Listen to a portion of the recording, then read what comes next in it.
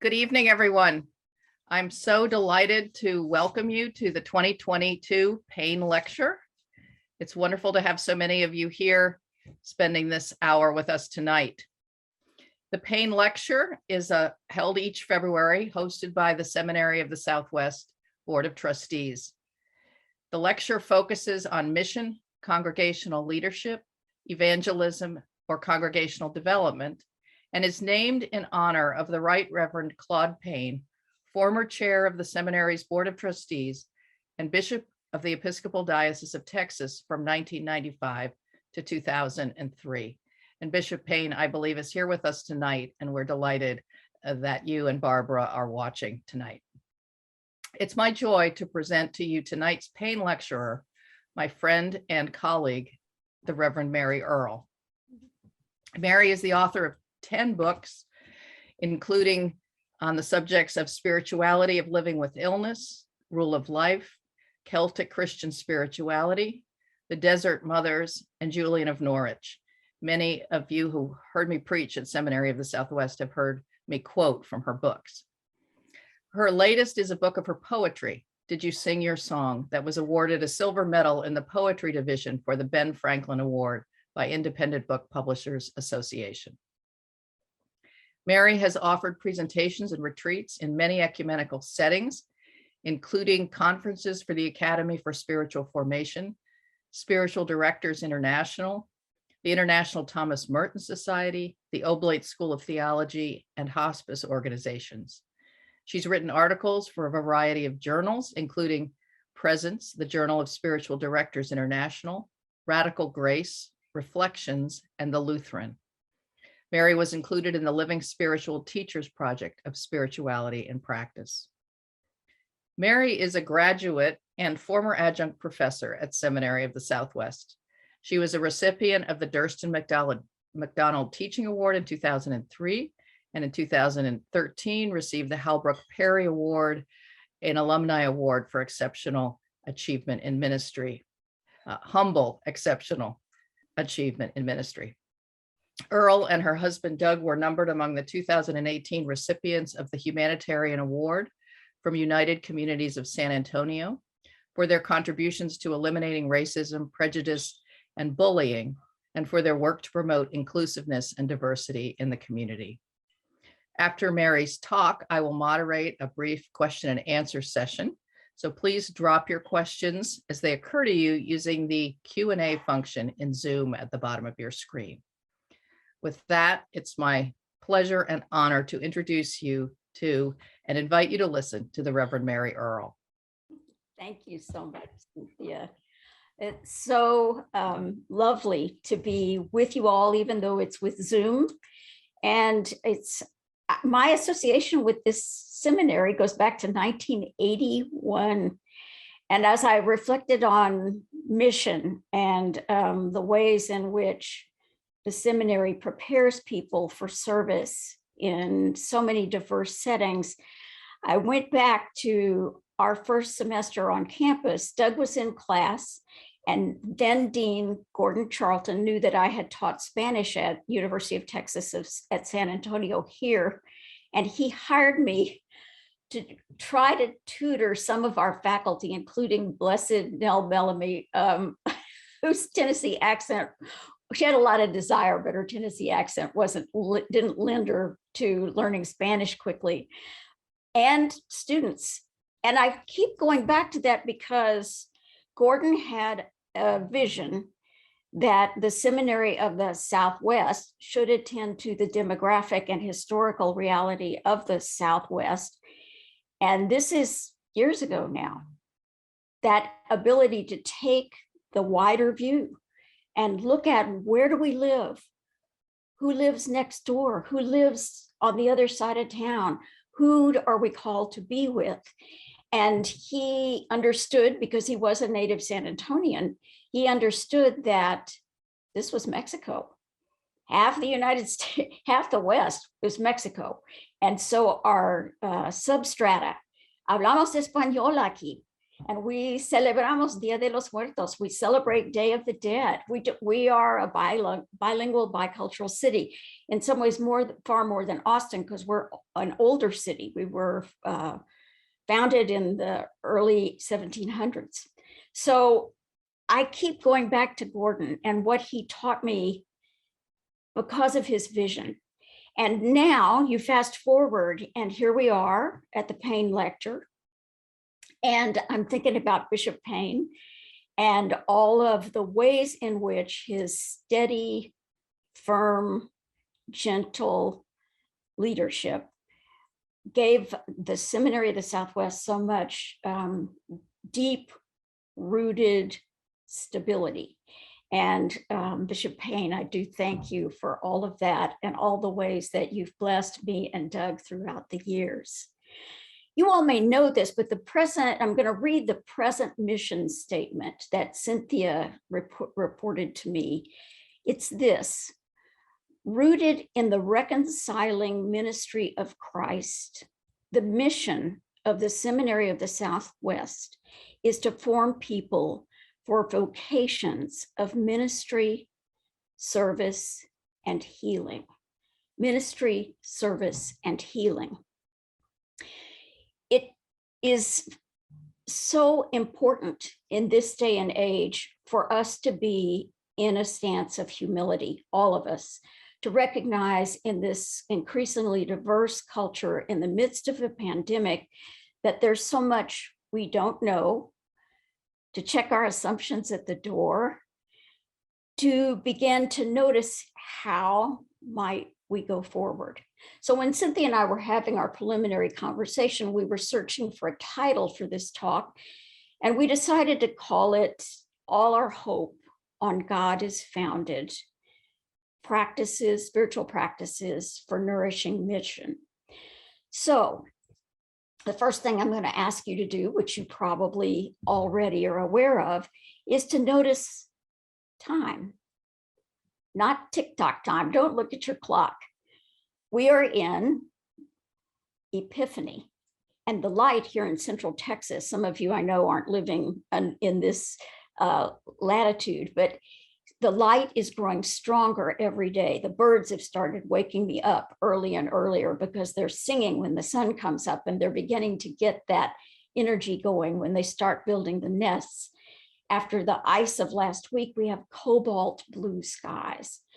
So the light that started growing after the dark days around the solstice is steadily increasing.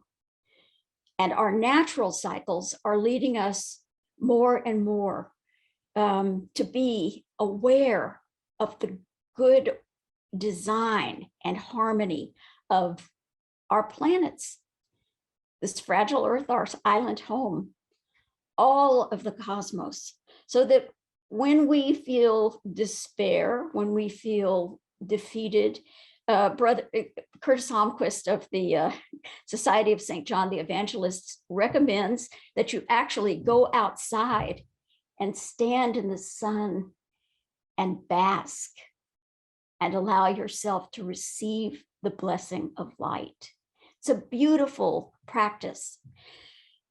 We're also happily in Black History Month, and there are all kinds of things happening here in San Antonio. I know the seminary is doing all kinds of beautiful programming and different kinds of ways of observing this important time.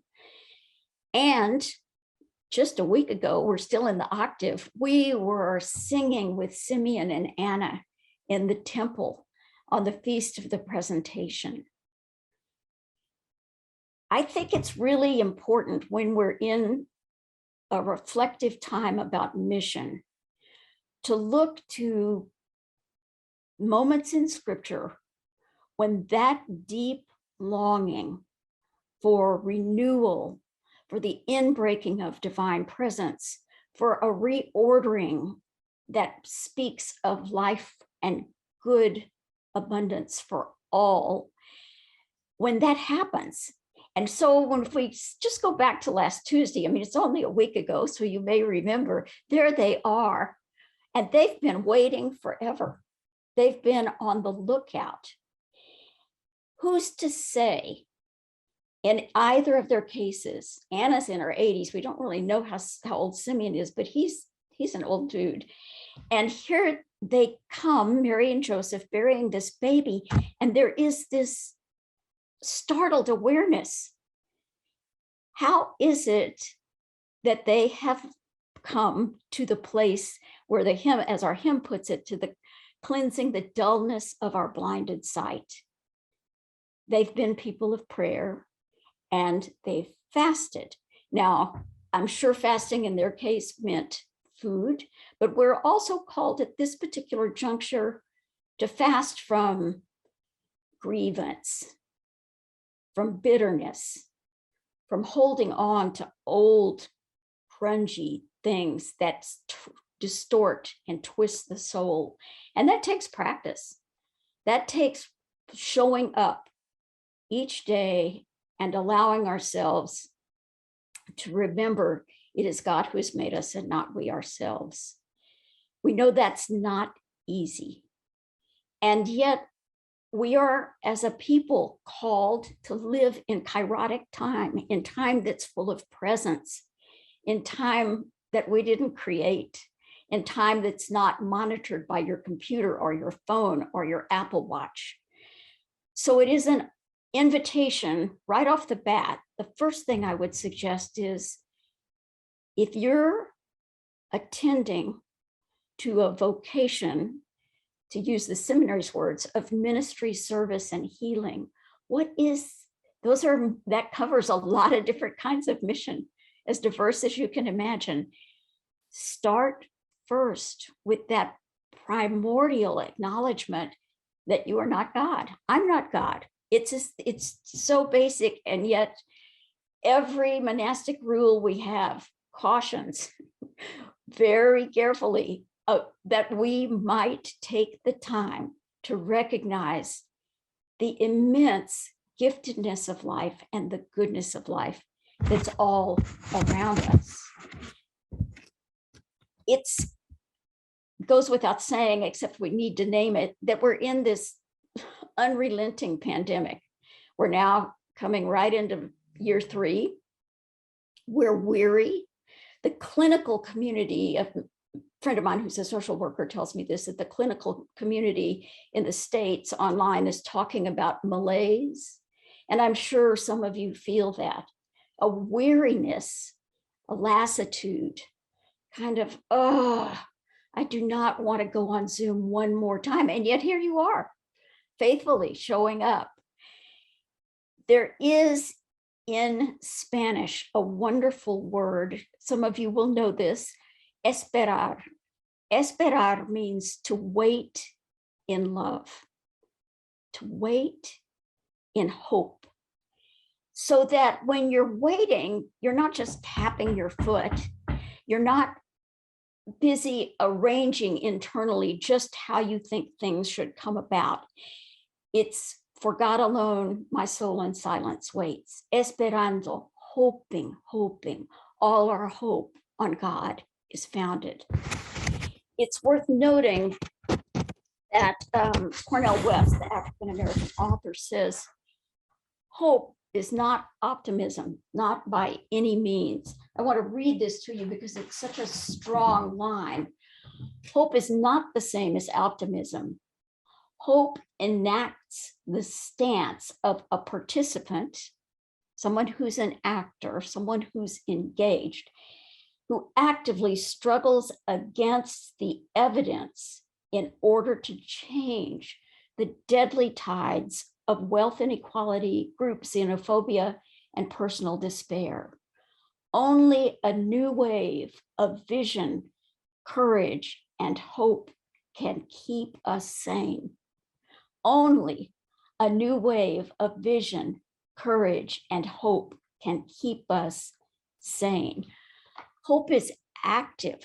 So when we begin to imagine, recall, relive, breathe that all our hope is on God is founded, we are allowing that quickening, that stunning moment when all of a sudden, like Simeon and Anna, a couple stumbling into the temple with a little boy, all of a sudden is far more. It is the initiation of something brand new, and we can sing with Simeon. We can sing, Lord, you now have set your servant free. I think that it's imperative for us to be rooted in the deep and persistent, steadfast presence of our liturgical life, and to notice where we hear different cultures offering us different ways of seeing, celebrating. Candlemas in Mexico is a whole different, wonderful celebration. And we tend to kind of overlook it in the States, at least as Anglicans and as Episcopalians. Esperando, waiting in hope. And in that waiting, we're called to listen. I'll give you a little story to kind of flesh this out. Here in San Antonio in December, our botanical garden hosted something called Lightscape. And Lightscape turned the Botanical Center, which I love, into this magical wonderland of light, brilliant, different displays of light throughout the garden. So when we entered, the first thing I noticed was, gosh, there are a lot of different people here. Old people, young people, kids, people of all colors, clearly people of different genders. And everybody's lining up, and there was kind of this festive goofiness because they were handing us these little red light, I don't even know what you call them. They're kind of like a flashlight, but they have these little wiggly things on them that diffuse the light of the flashlight, so it looks like a sparkler almost. And where the people in front of us had their grandchildren with them, and the kids were bapping their parents with them. Then slowly we began to move in because it's COVID time, so they're letting you in socially distanced, and we follow the way in the dark. And the farther back in the garden that we got, when we got back to the lake, that's those of you who are San Antonians or maybe even from Austin know this, how this is, you get back there and it's pretty dark. And what was wonderful was to hear people voluntarily saying to the folks behind them, watch out, the path is a little rocky right here. Or, you know, you might want to hold hands right here because it's a little steep. Was the sweetest exchange of what the prayer book calls the whole human family. Light shining in the darkness. And this immersion in beauty and soft presence, kindness, little kids laughing. And I came out and thought to myself, this is the kingdom of God. It's because we are living in a time that's dark on so many different levels. The temptation is to forget John 1. The light shines in the darkness, and the darkness shall not overcome it. One of the most significant people in my own faith development was Bishop Scottfield Bailey. And those of you who are on campus know his portrait that's in the Bailey Center at Rather House, I think is the way it's termed. But once upon a time, Bishop Bailey sent us both to seminary. And he and I were in the car for some reason, and I don't know why we were talking about this, but I said, so Bishop Bailey, what piece of scripture would you want for your grandchildren to know? And he thought a minute and he said, John 1, I want them to memorize the prologue to the Gospel of John.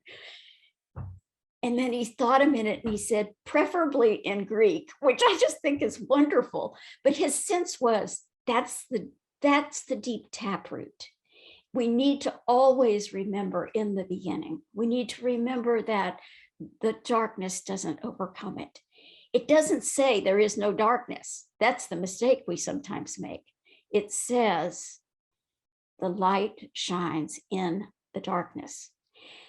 In that moment in Lightscape, as we were walking around and listening to people talking to one another, total strangers, and just saying, isn't this beautiful? Did you see that over there? Then Doug and I walked down to the part which there was an area that was beautiful electrical bluebonnets, and it was my favorite part. And this lovely guy who was one of the security personnel looked at us, and we were there by ourselves because of course everything's socially distanced. And he said, would you like for me to take a picture? And we said, well, sure. So we go over and he tells us where to stand. And then he said, okay, y'all, you kiss one another like it's the first time you met. And I just cracked up. So we have these goofy pictures of both of us laughing and kissing in front of the bluebonnets. But is that not the sweetest thing? Here we are. And I thought, I bet you he does this for everybody that comes down this hill. That's his little, he said, it's what I want to do. I make people laugh.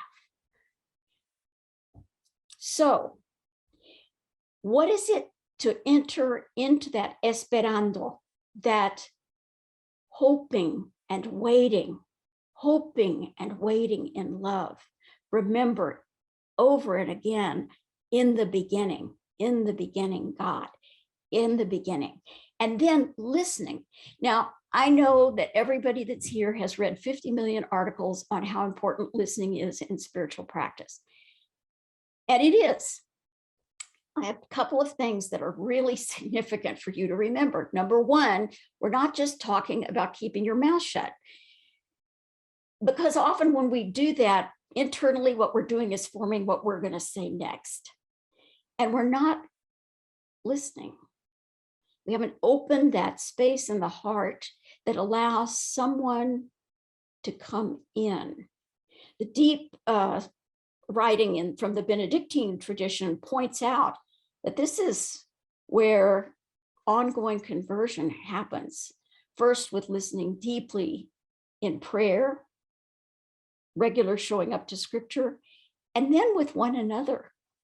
Because if I truly open myself to what a person has to say, I'm going to be changed.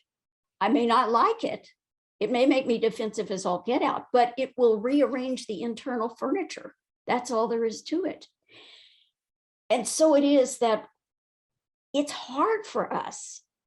It's hard for everybody right now because the temptation is be really sure and rigid and maybe even stomping your foot about what is right. Years ago, in 1986, which is a long time ago, I did CPE at St. David's Hospital with Chuck Meyer of blessed memory. And there were only two other people in my group. One was Richard Aguilar, and the other was a guy from the Presby who I'll call George for sake of anonymity. And George drove me around the bend because George was on one end of the political spectrum and I was on the other.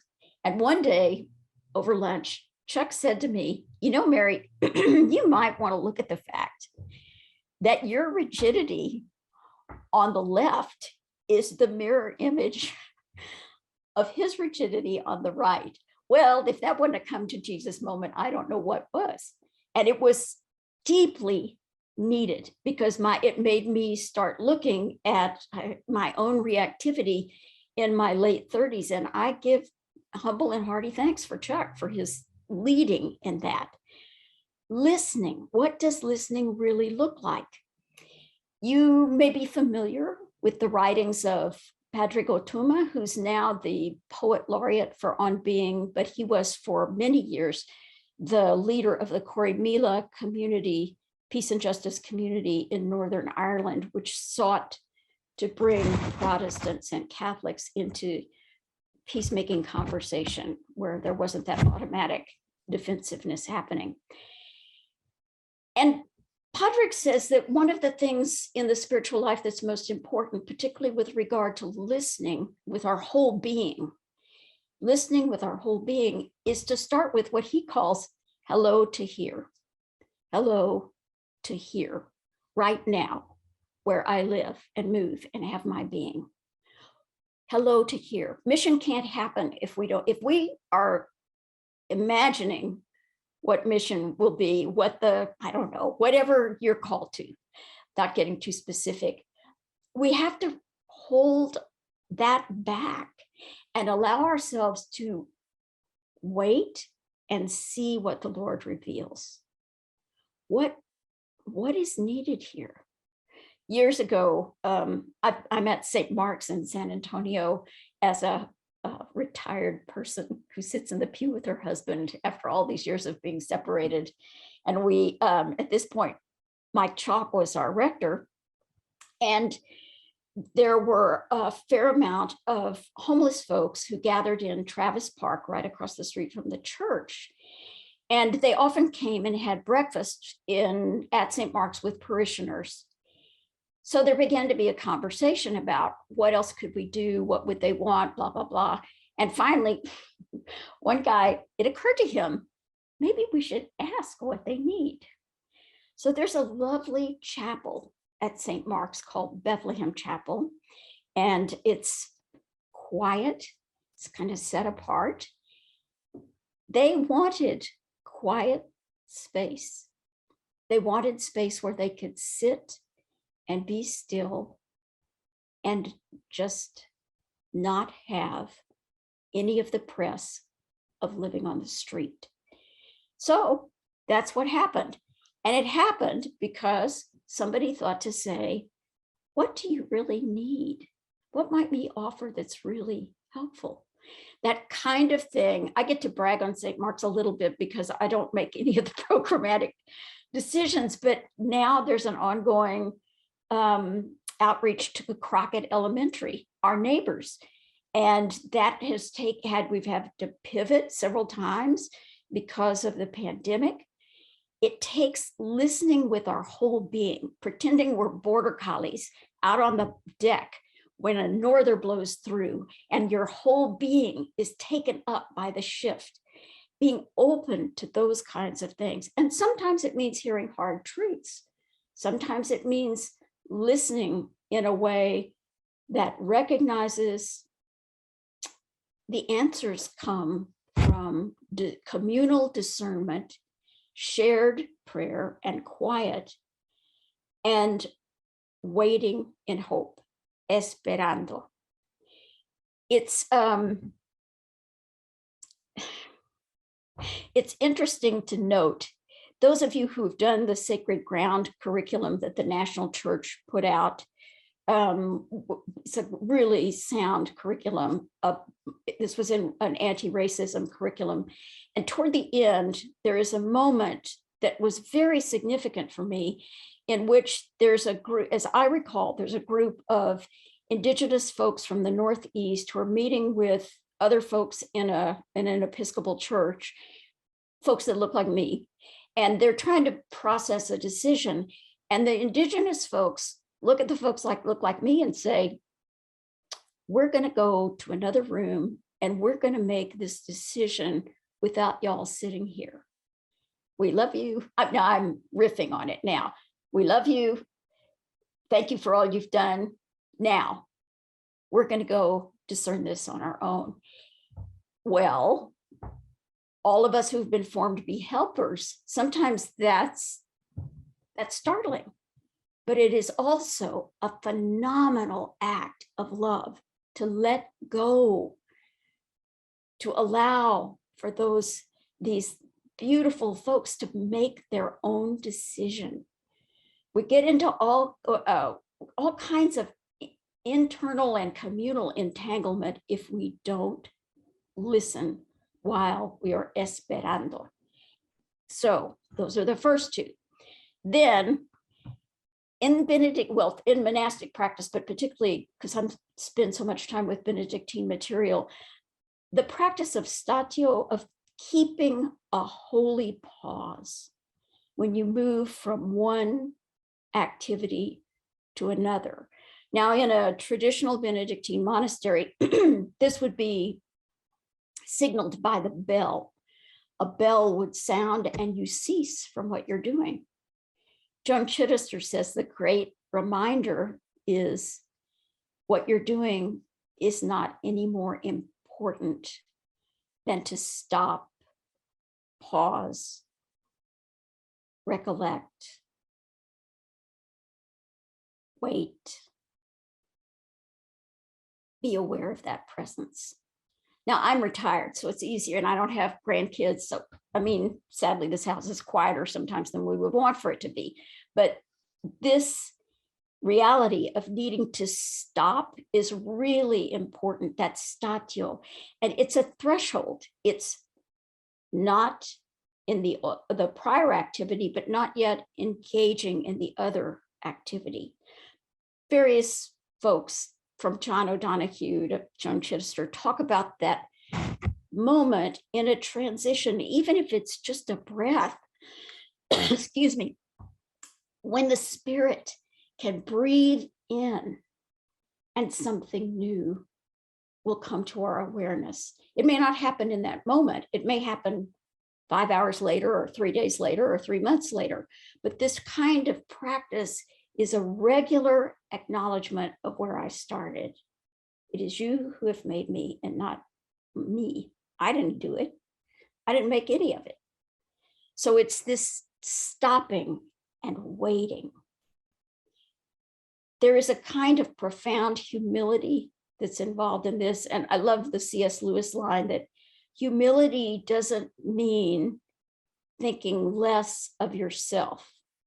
It means thinking of yourself less, less often, which I love, because as we grow in service, in ministry, in love, quoting from the seminary's mission statement, as we grow in that and we encourage one another in that, well, one of the things that happens is we begin to be focused in a lovely way, so that in an epiphany mode, we're saying to one another, oh, did you see that? Did you see what just happened? All those little moments that remind us over and over and over again of the deep, steadfast goodness of God, even in, especially in the midst of a pandemic. If we ever needed to be attentive regularly to goodness, just deep down goodness, the taste of coffee first thing in the morning, a really good salad, a text from a friend, good news okay, Fiona, the border collie, is now barking. So she wants you to know that she is a sign of God's goodness. She is a liturgically formed border collie. So humility is something you could do a whole shtick on. The heart of the Benedictine rule is the ladder, the 12-step ladder, and it's so wise. Then lastly, blessing. Some of you have heard me say this probably ad nauseum, but one of the great stories about our Bishop Suffragan of blessed memory, Bob Hibbs, is that one day when we were all gathered in Victoria, Texas, some years ago now, because this was before he was elected bishop, as I recall, he was preaching and he got in the pulpit and he was unpacking the baptismal covenant for Episcopalians. So he says, so what I want you to hear is that in this covenant, when you respect the dignity of every human being, each one of you is called to bless.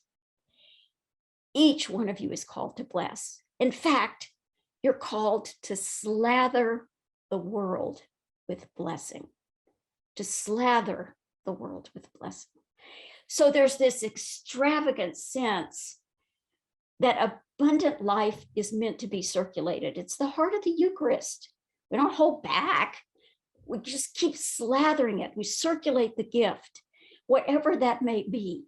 And you never know what gifts that you have somebody. I'm a good weed puller. And so occasionally I get to pull weeds with somebody else. What gifts do we have that are meant to be circulated? And we tend to think of that sometimes in kind of heroic, I don't know, headliner kinds of things.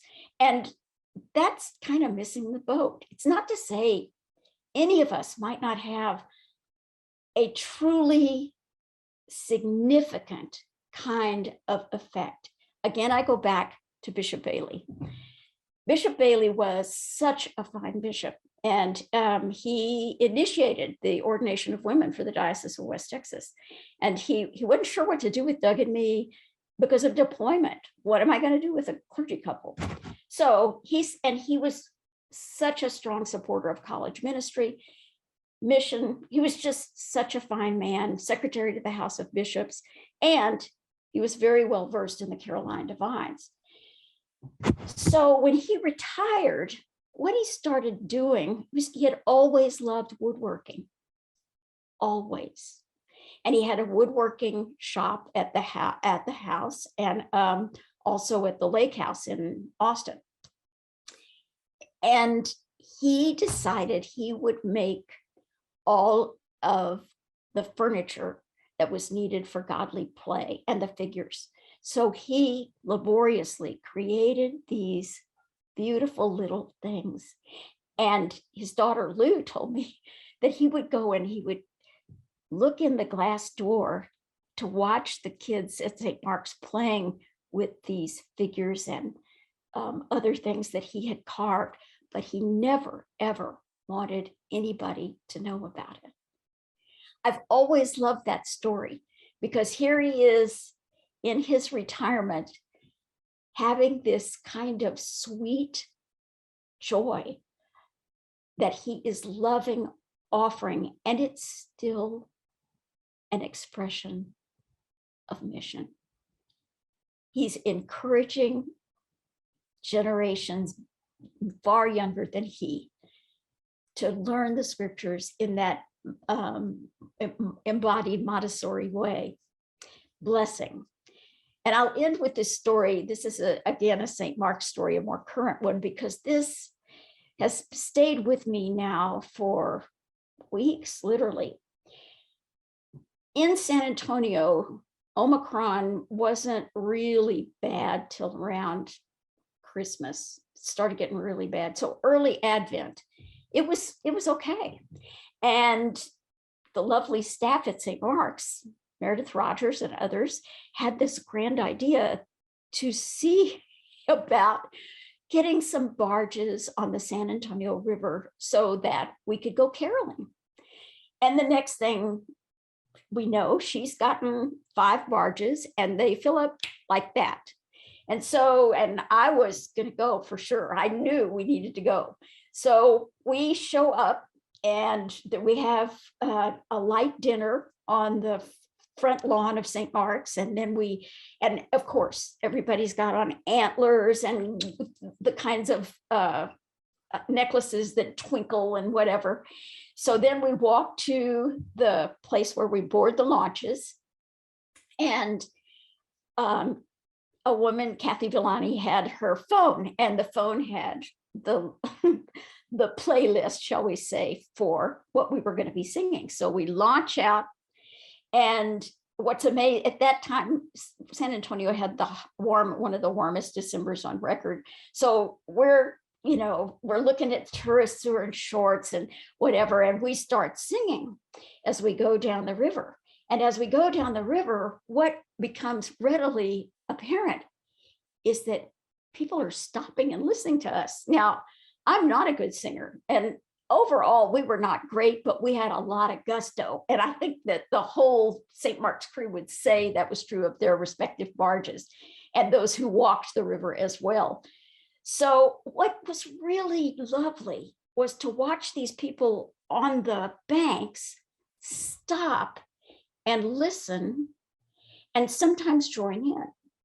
So we go all the way down to River Center and we're coming back around. And about that time, this playlist serves up the San Antonio anthem for Christmas, which is Feliz Navidad, Feliz Navidad, Feliz Navidad, Prospero Año y Felicidad. I want to wish you a Merry Christmas. Well, we're belting it out. And what happened that was just exquisite was that people up and down the river, because now we'd gotten to a part that was more thick with people, they would stop and they would sing back to us. And, you know, these were people, some who were clearly Muslim, and they're trying to listen to the words, but what they're doing is this. And I kept thinking, this is blessing. This is blessing. This is what it's supposed to look like. Everybody in that moment caught up in the joy of, you know, as you know, in the Abrahamic faiths, Judaism, Islam, and Christianity are all celebrating light in one way, shape, or other. And so here we are.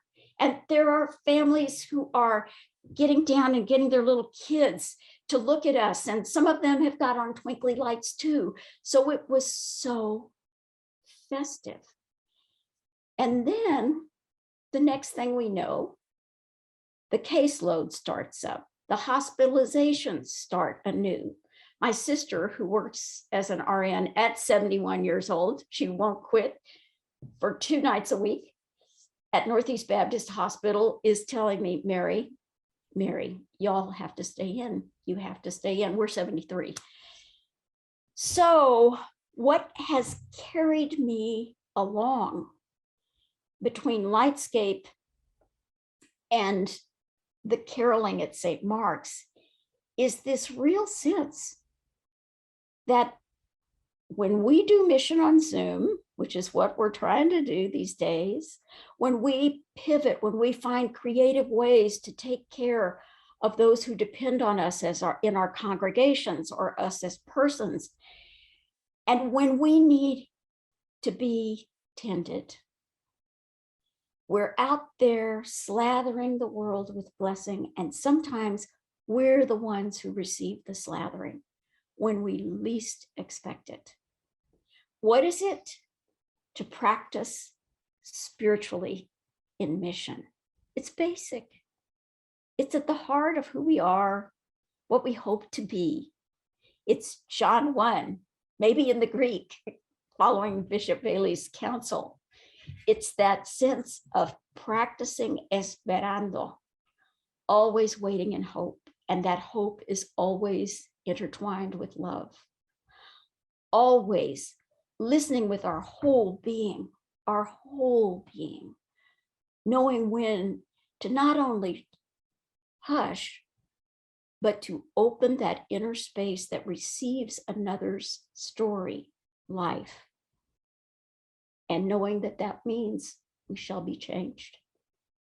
Statio, taking that breath, taking that moment to pause between activities, between even just going to the grocery store, stop, done in humility, because we're called to the beautiful dance of blessing. So that's all I have. And I believe that Cynthia will be taking some comments, stories. Please don't feel like you have to ask a question, because one of the things we know about Zoom is it's a community of learners in a way it's not as hierarchical as a classroom. So if you all have stories, insights, please know I don't have all the scoobies on this. So thank you.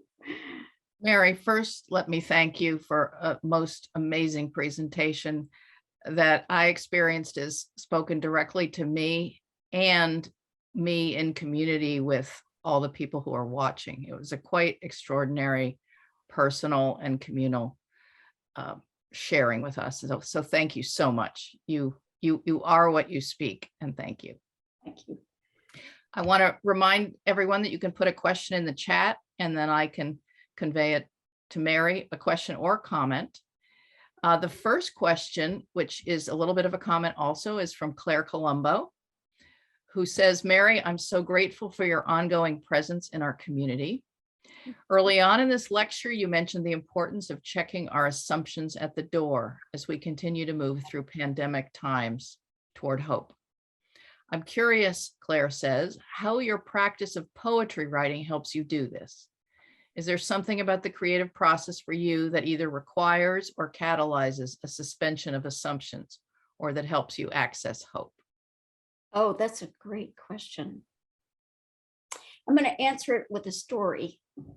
I am not the kind of poet that sits down and writes every day. I don't, that has never worked for me. It ends up tasting like dust. It's just awful. So I have to kind of listen to the intuitive prompt. So here's the story. For several years, I have had a fine wildflower garden out in front. Google Fiber is going into our area. And we came home Saturday and they had planted their big fat dinosaur machine, whatever it was, on top of all my wildflowers. And they proceeded to dig up the bluebonnets. And after I got over that kind of punch in my gut, the first thing that absurdly occurred to me was, is this what it feels like? A tiny taste of what it feels like to be a housewife in the Ukraine. You're completely powerless. All of these dinosaur presences are at your border. And what do you tell your children?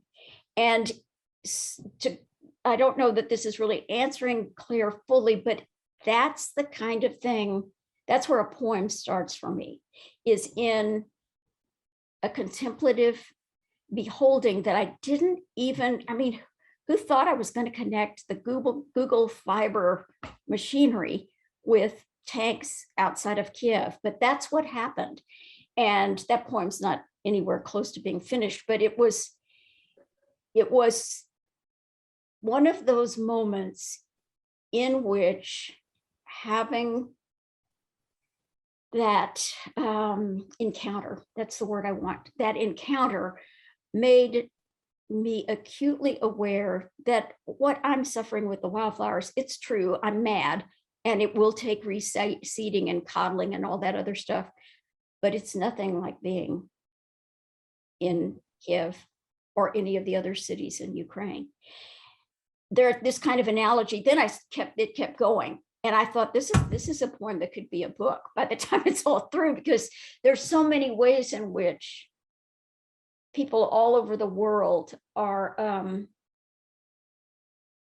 trapped by forces over which they have no control, political, economic, racial, and you name it. So it's, and it's always, for me, when that happens, it's always a moment of saying, this is my mother telling me this, you know, you don't know everything. So it's a moment of humility. You know a little bit, but you don't know everything. So anyway, the divine often has my mother's voice. So, Claire, I don't know if that helps, but it's I think that real checking of assumptions always begins with contemplative practice. I've just finished reading a great book called How to Be by Brother Paul Quinnen and Judith, Valente. And it's their correspondence back and forth. So it's, you're reading letters, and in the very beginning, Brother Paul writes to her, contemplation is nothing more than learning to be grateful, which I just think is, this is a Trappist monk who's been living in solitude, praying and thinking about this. It's nothing, because we can make it really techie things. You have to do this, and then you have to put your fanny there, and then you have to breathe a certain place. No, it starts with being grateful. I just think that's beautiful. So anyway, there you go. Okay, what's next? Thank you. Please put other questions into the chat. I don't see any more. Please put in your comments or questions. I have a comment about your stories. And those two stories you told about being in public and being in communion with others, the one of the lights in the botanical garden and the other one on the river in San Antonio. And we talk in some of my classes about the power of those stories, is particularly of communion and of liturgy. Mm. And I just heard so much in those two stories about all of those things, and your ability to contemplate and to notice and to tell a story like that is really a blessing for all of us. Thank you. I'm told there's another question in the box, but I don't see it. I do see a note from Kay Ryan, Bishop Ryan. What a wonderful presentation. Mary, I'm so grateful for the invitation to Esperando. And another person thanks you for that idea as well. Eric Scott would love to hear a poem of yours that represents this contemplative approach. Okay, let me think. I'll be right back.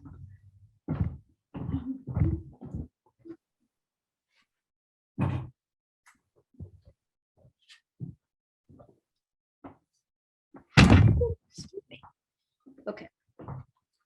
One of my senses is that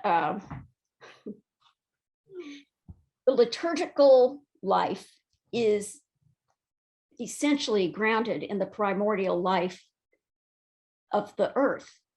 And we know this, we just forget about it. We go to our heads, but it's, everything's cued to the seasons and to how things go. So this is a poem. I grew up going to my grandparents' place out near Bernie, those of you who are Texans. So this is Kendall County, Texas. Almost every weekend, I'd get in the back seat of Grandma Golda's Chevy, anticipating that escape and homing. The creek was my mother.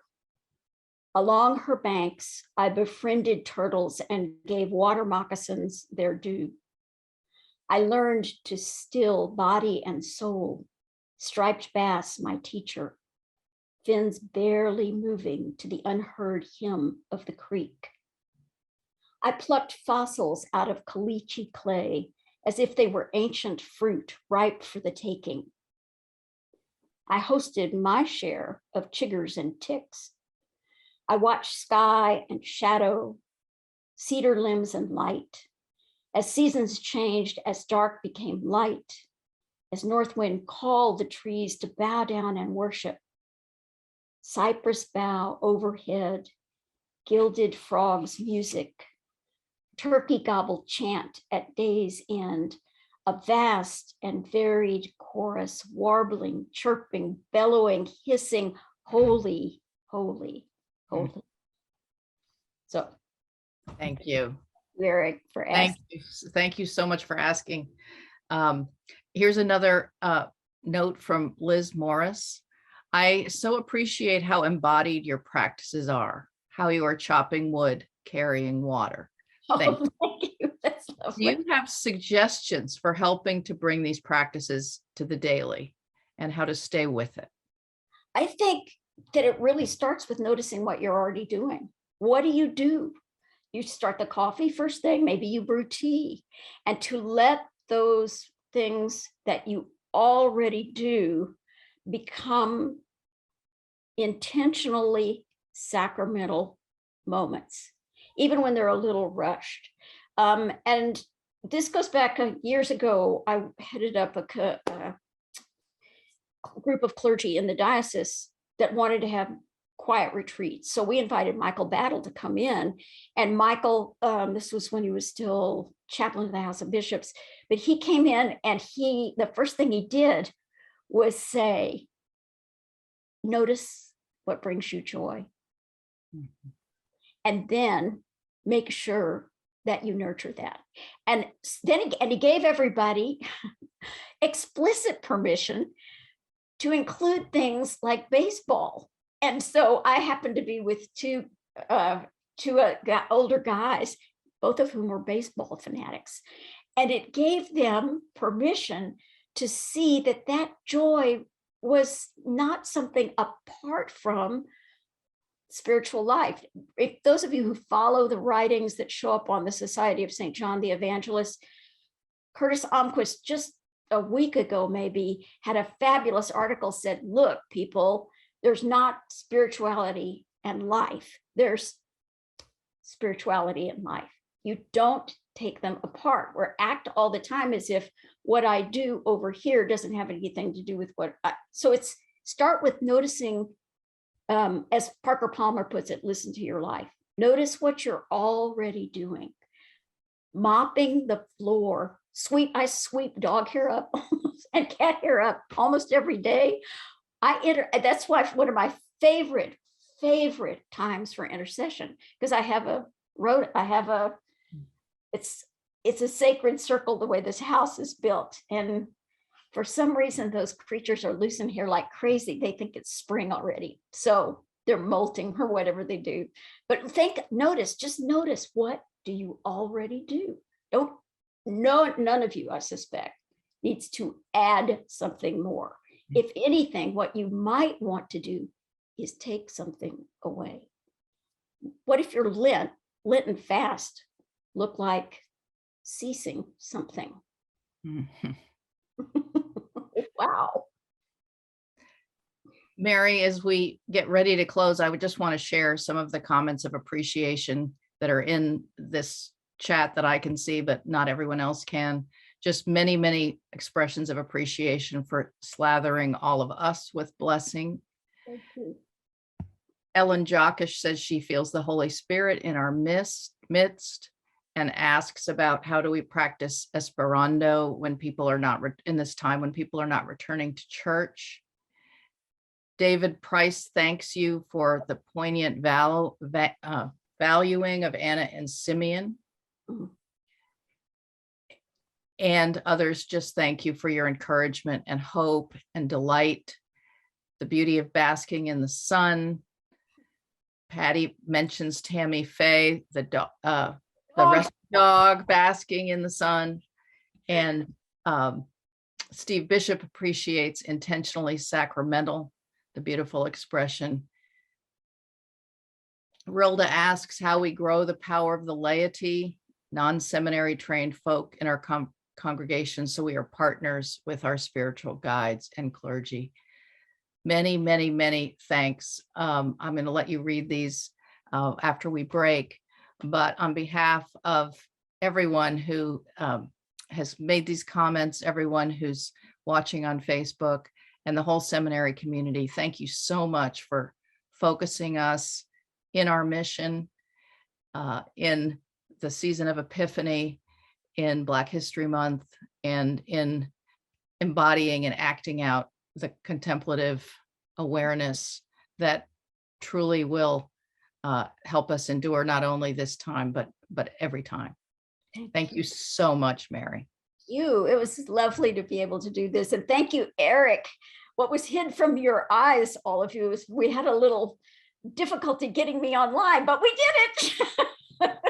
So thank you, Eric, for your patience. Oh, thank you. Thank you. Marvelous. Thank you, everyone. Good night. Have a wonderful, wonderful night. And I know this will be posted for others to watch who weren't able to be here tonight. So you stay on, Mary, and we'll close this down, and then you can read the wonderful comments. Oh, that's sweet. Thank you.